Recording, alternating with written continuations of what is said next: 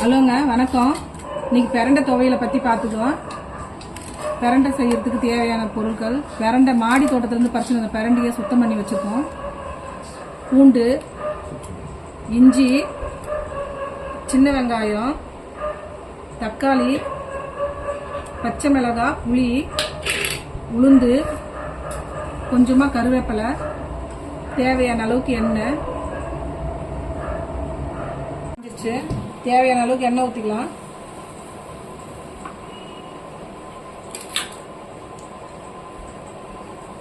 முதல்ல ஒரு 2 டீஸ்பூன் அளவுக்கு உளுந்து சேர்த்துக்குவோம்.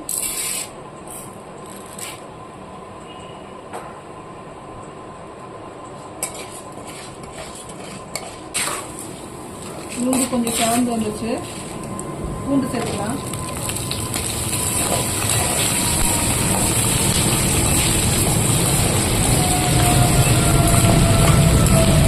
பூண்டு கொஞ்சம் வதங்கிடுச்சு. இந்த நேரத்தில் இஞ்சி சேர்த்துக்கலாம்.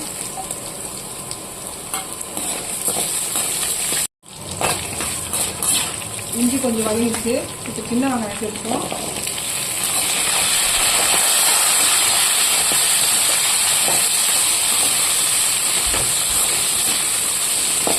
இப்போ வெங்காயம் வதங்கிட்டால கொஞ்சமாக உப்பு போட்டுக்கிறோம்.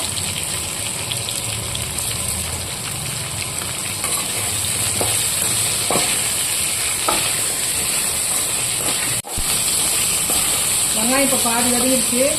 இப்போ இந்த துவையலுக்கு தேவையான பச்சை மிளகாய் சேர்த்துக்கிறோம். புளி ஒரு பெரிய எலுமிச்சை பழம் அளவு சேர்த்துக்கிறோம்.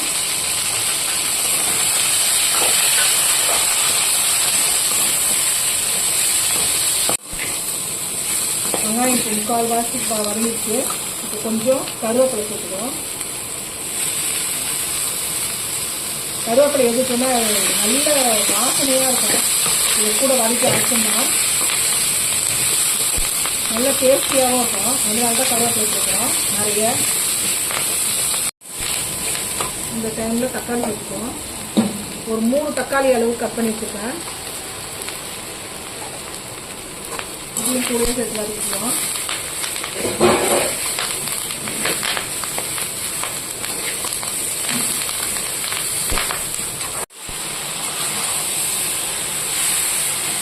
நல்லா வதங்கி வந்துச்சு.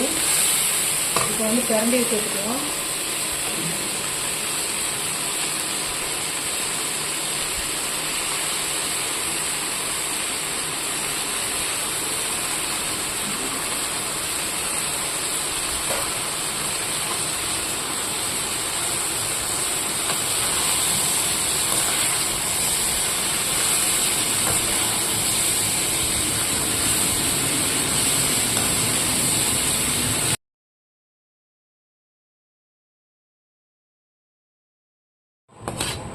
பிரண்டை நல்லா வதங்கிடுச்சு.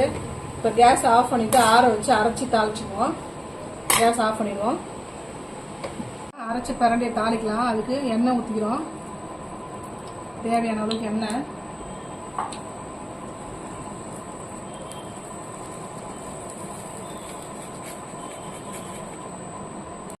கடுகு, உளுத்தம் பருப்பு கலந்தது,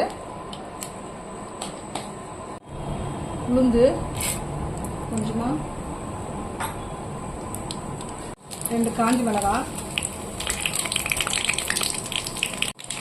கடுகு பொரியுது.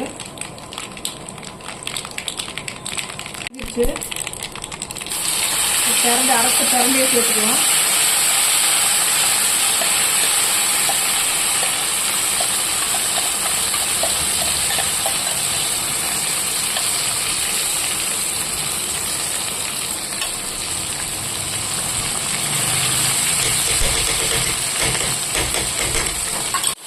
உப்பு அரைக்கும் போது தேவையான அளவு சேர்த்துட்டேன். உப்பு சேர்க்கலன்னு பார்க்காதீங்க. முதல் வெங்காயம் வதங்கும் போது கொஞ்சமும், அரைக்கும் போது தேவையான அளவு உப்பு சேர்த்து அரைச்சிட்டேன்.